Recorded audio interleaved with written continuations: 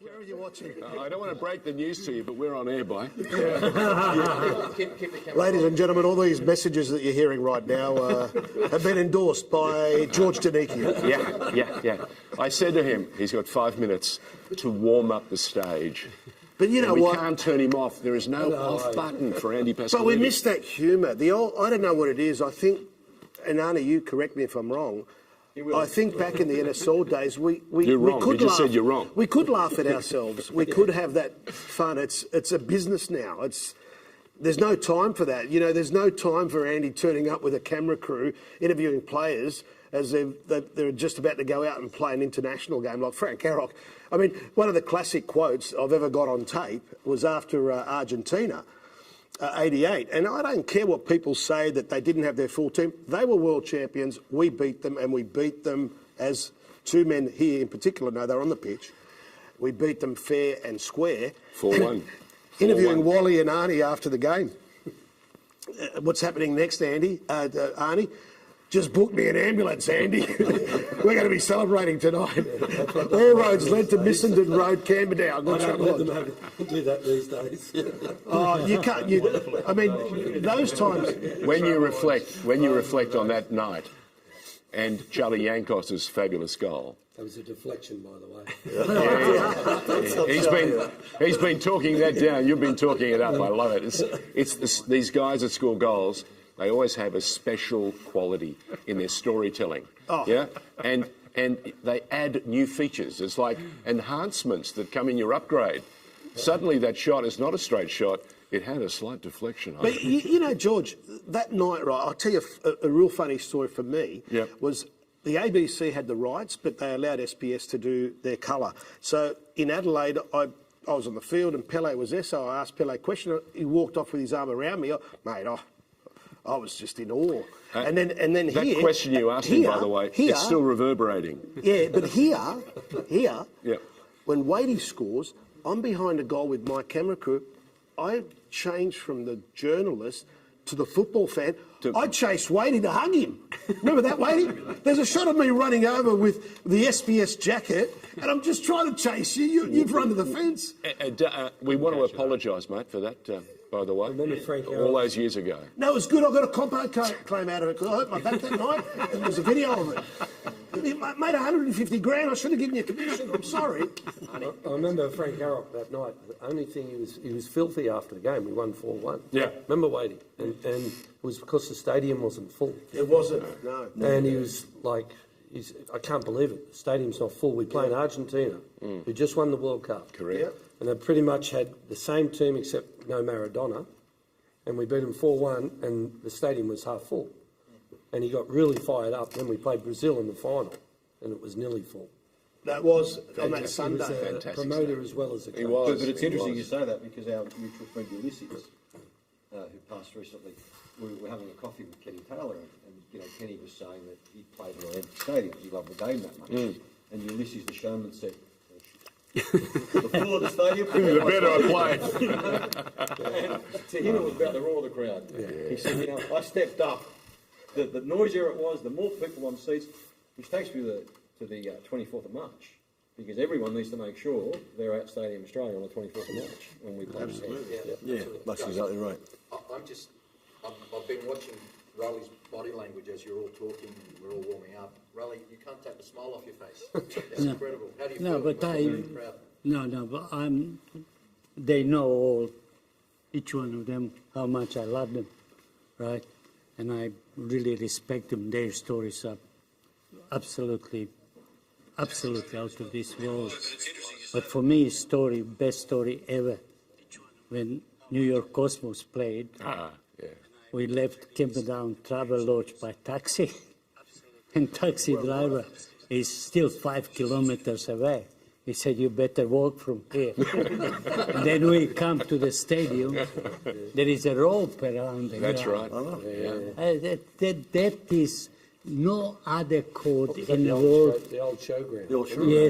Showground. Yeah. And no other court in the world can achieve something like that, that you cannot get 5 Ks to the gate, let alone into the stadium. Remember the power failure? The lights went out. And the lights went out so they could open the gates to let more people in. So the official crowd, we never knew. It was bloody packed. Yeah, but second story was Santos here. They were on $32,000 US. Ouch. And with Pelé, Edu, all of them. I want to share this. Right? And when the manager said, no game till the money is received. Right? And that went into extra probably 1 hour. Anyway, we are at 2-2. And I am calling the guy. He said, do you want light? So I said, no. No, leave the Because lights we on. are 2-1 down and we equalize.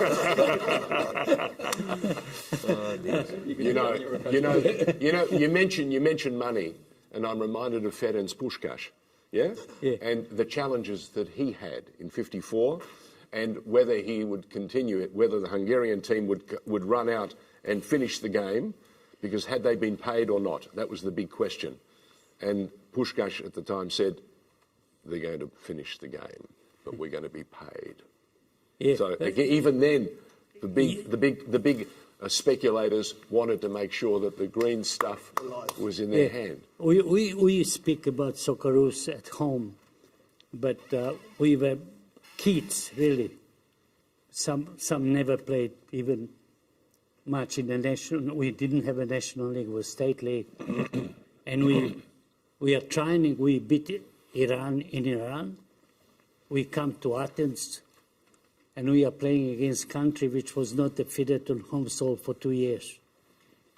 And I hit them hard in training. You And cruel Puskás was there. Ooh. And that was Panathinaikos That's right, ground. Panathinaikos, yeah. And he said loudly, he said, is the man cuckoo. And Peter Van Rijn, the physio, he put that into his head. Anyway, next day, Australia 3, Greece 1. And Peter spotted Puskás, gospel truth, spotted 150 meters, dropped his cases, ran to, he said, Coach crazy? He said, no. Amazing stories, really, truly. Did you have to tell the Greece story then, Rale? Pardon? Did you have to tell the Greece story then, Rale? It was very sad, very sad. What was that player's name? Kuku, Spiro Kuku. Spiro Angelopoulos. Hey, Don't test his what is memory. what is that? First time I've seen it. That's something on a serious note that I'm most proud that on anything else that I have, I've never seen that. including my house, that's a Sport Australia Hall of Fame. Oh, the Hall of Fame. Beautiful. Thank you for that. Nice. Well done. I've never seen that. That is something so special. Excellent. You actually said something the other day about the Sport Australia. Speaking of special, I'm reminded that Rale has put aside some very special memories, and there'll be an opportunity to share them with you all. And we're hoping to be able to do a small presentation also on camera. So, Rale, an opportunity for that will happen. I just think you can judge me as a coach, good or bad, but you will never judge me as a bad promoter. No. Right?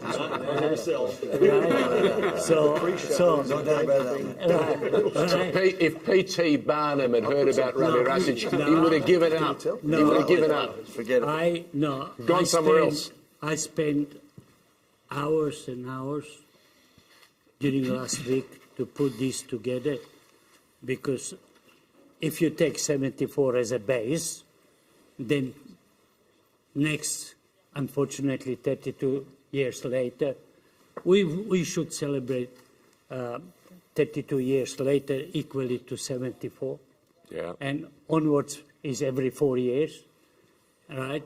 And I think that pride and honor of this country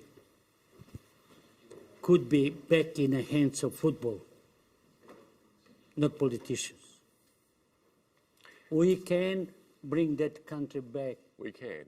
on its feet. We have to do it together. Yeah. I'm saying to people. So I'm very proud about these things that I put together.